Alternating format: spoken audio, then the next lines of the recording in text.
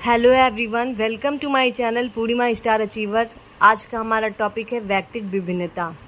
मैंने देखा है कि सीटेड के प्रश्न पत्र में वैयक्तिक विभिन्नता से संबंधित प्रश्न पूछे ही गए हैं, तो मैंने सोचा क्यों ना आज इस टॉपिक को क्लियर कर लिया जाए, क्योंकि हमारे पास समय बहुत कम है और परीक्षा बहुत नज़दीक आ रही है।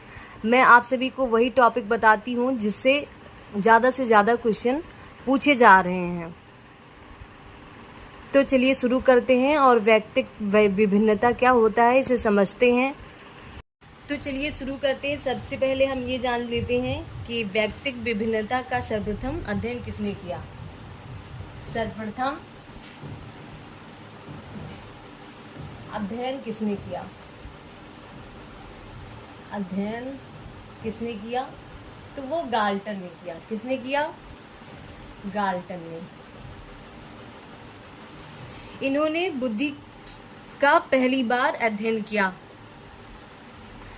वैयक्तिक विभिन्नता का सर्वप्रथम अध्ययन किसने किया? गाल्टन ने। चलिए आगे बढ़ते हैं और वैयक्तिक विभिन्नता की परिभाषाएं जान लेते हैं। हालांकि सीटेट में परिभाषाएं नहीं पूछता है, लेकिन हम समझने के लिए एक बार परिभाषा जान लेते हैं। चलिए परिभाषा जान लेते हैं। वैयक्तिक विभिन्नता, वैयक्तिक विभिन्नता, विभिन्नता, वैयक्तिक विभिन्नता में संपूर्ण व्यक्तित्व, संपूर्ण व्यक्तित्व का कोई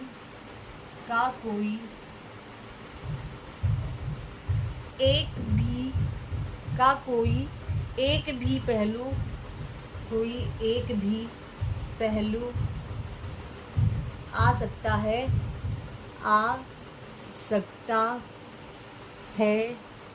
जिसका मापन हो सके, जिसका मापन हो सके। ये डिफिनीशन किसने दिया है? स्किनर ने। किसने दिया? स्किनर ने। इन्होंने क्या बताया? वैयक्तिक विभिन्नता में संपूर्ण व्यक्तित्व का कोई एक भी पहलू आ सकता है जिसका मापन हो सके। एक बार फिर से समझ लेते हैं। सर्वप्रथम अध्ययन वैयक्तिक विभिन्नता का गाल्टन ने किया। परिभाषा समझ लेते हैं। वैयक्तिक विभिन्नता में संपूर्ण व्यक्तित्व का कोई एक भी पहलू आ सकता है जिसका मापन हो सके। वैयक्तिक विभिन्नता में संपूर्ण व्यक्तित्व का कोई भी पहलू आ सकता है जिसका मापन संभव हो। या हम दूसरे शब्दों में समझ सकते हैं कि एक व्यक्ति से दूसरे व्यक्ति के अंतर इतना साफ है कि व्यक्तिक विभिन्नता सार्वभौमिक है। गाल्टन ने बताया कि हर बच्चा विशिष्ट व अद्वितीय है। हर बच्चा विशिष्ट व अद्वितीय है।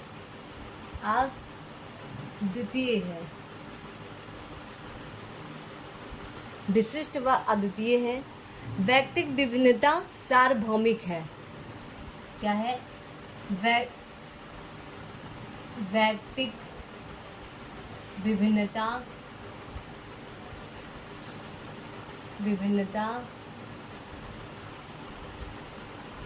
सार्वभौमिक है।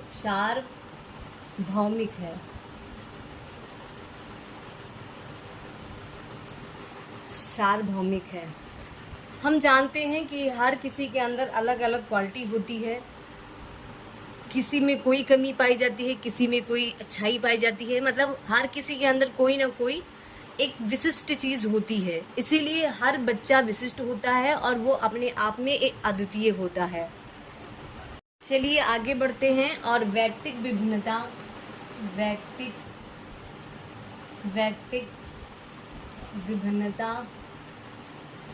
विभिन्नता के प्रकार के प्रकार को समझते हैं। व्यक्तिक विभिन्नता के प्रकार को समझते हैं। पहला है शारीरिक विभिन्नता। पहला शारीरिक विभिन्नता। पहला शारीरिक विभिन्नता। दूसरा है मानसिक विभिन्नता। दूसरा है संवेगात्मक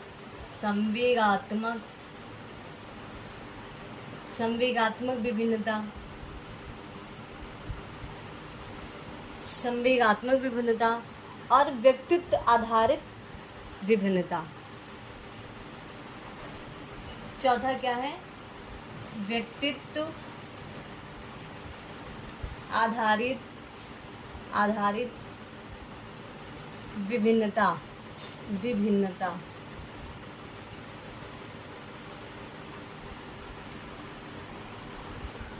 व्यक्तिक विभिन्नता के प्रकार कितने होते हैं? चलिए हम जान चुके हैं, एक बार फिर से समझ लेते हैं। वो 4 प्रकार के होता है। पहला होता है शारीरिक विभिन्नता, दूसरा होता है मानसिक विभिन्नता, तीसरा संवेगात्मक विभिन्नता और चौथा होता है व्यक्तित्व आधारित विभिन्नता। कुछ लोग शरीर से भिन्न होते हैं, मतलब हर किसी का एक जैसा शरीर नहीं होता है, हर किसी की बनावट अलग अलग होती है। दूसरा है मानसिक विभिन्नता, तो हर किसी की बुद्धि भी एक तरह नहीं होती है, सभी का जो मानसिक क्षमता होता है वो अलग अलग होता है। तीसरा है संवेगात्मक विभिन्नता, तो हर किसी में संवेग भी अलग अलग होते हैं, किसी में गुस्सा ज़्यादा होता है, किसी को रोना ज़्यादा आता है, किसी को हंसना ज़्यादा आता है, किसी को खुशी ज़्यादा मनानी अच्छी लगती है, किसी को क्या बोलते हैं, किसी को डांटना अच्छा लगता है। मतलब हर किसी के अंदर अलग अलग संवेग होते हैं। व्यक्तित्व आधारित विभिन्नता मतलब किसी की दूसरी तरह पर्सनालिटी होती है, कोई दूसरी तरह की पर्सनालिटी रखता है, तो ये सब व्यक्तिक विभिन्नता के प्रकार में आते हैं। चलिए आगे बढ़ते हैं और व्यक्तिक विभिन्नता के कारण को समझते हैं। पहला कारण होता है बुद्धि।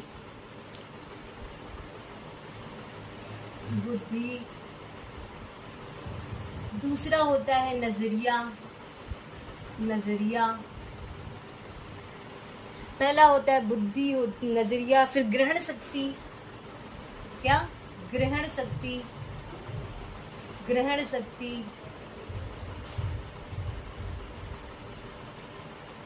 अधिगम।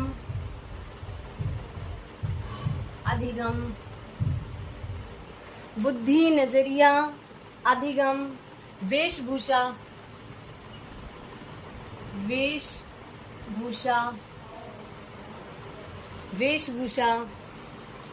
फिर होता है रुचि, संस्कृति।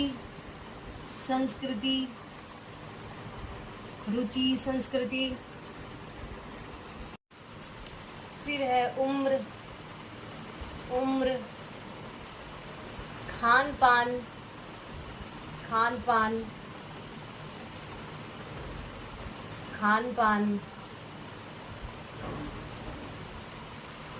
फिर 10वां है आर्थिक क्षमता।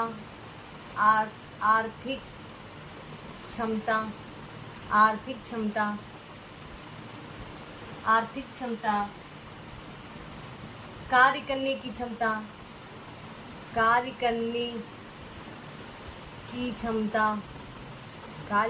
क्षमता। फिर अगला है व्यवसाय।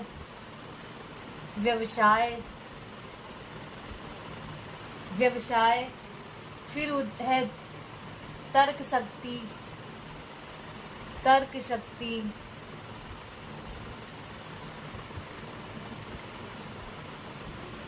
सृजनात्मकता।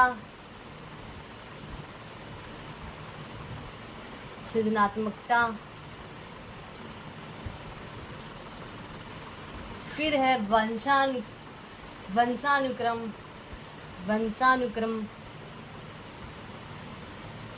वंशानुक्रम। वातावरण। वंशानुक्रम, वातावरण, प्रजाति, प्रजाति,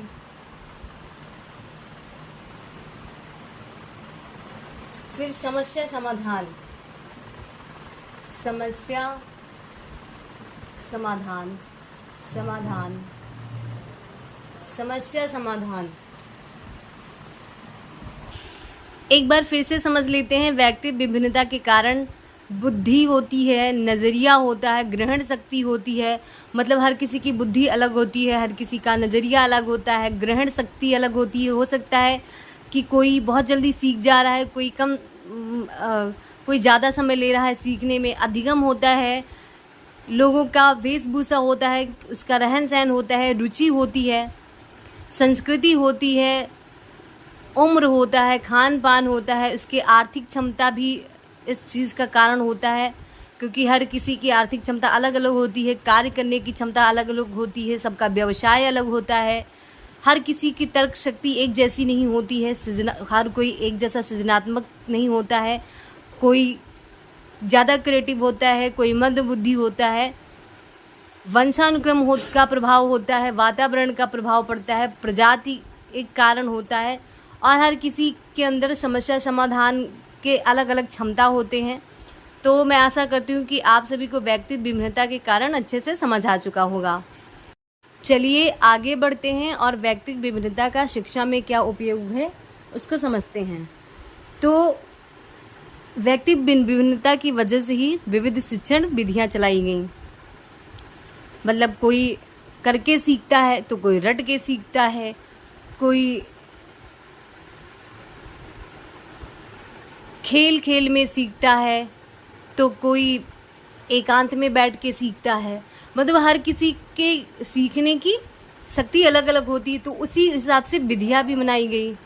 तो एक पहला उपयोग ये हुआ कि विविध शिक्षण विधियाँ हुई। बहुस्तरीय पाठ्यक्रम, मतलब हर किसी के स्तर के अनुसार पाठ्यक्रम बनाया गया। बहुउद्देशीय विद्यालय, कई सारे उद्देश्यों से विद्यालय खोले गए। विविध प्रकार के मूल्यांकन, मतलब मूल्यांकन भी कई प्रकार से होने लगा। विविध शिक्षण सामग्री, शिक्षा में विविध शिक्षण सामग्री को शामिल किया गया, जिससे बच्चा और अच्छे से सीख सके। तो एक बार फिर से समझ लेते हैं। विविध शिक्षण विधियाँ, बहुस्तरीय पाठ्यक्रम, बहुउद्देशीय विद्यालय, विविध प्रकार के मूल्यांकन, विविध शिक्षण सामग्री या और भी हुए, अलग अलग मात्रा में गृहकार्य मिलने लगा। विभेदिक शिक्षण शुरू हुआ, जिससे बच्चे अपना ध्यान आकर्षित कर सकें। मैं आशा करती हूँ कि आज का ये टॉपिक व्यक्तित्व विभिन्नता आप सभी को बहुत अच्छे से समझ आ चुका होगा।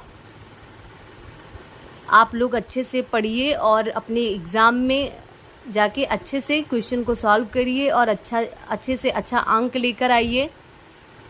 और ऐसे ही मेरी वीडियो को पाने के लिए मेरे चैनल को सब्सक्राइब कर लीजिए, बेल आइकन प्रेस कर लीजिए, जिससे मेरी वीडियो की नोटिफिकेशन आप सभी तक पहुंचती रहे।